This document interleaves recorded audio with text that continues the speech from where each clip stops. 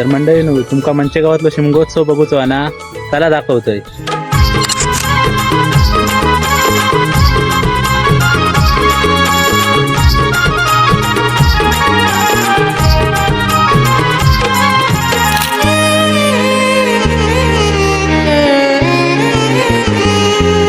कोकण बहरले शिमगाया सणाला, आस लागली आई तुझे रूप पाहण्याला.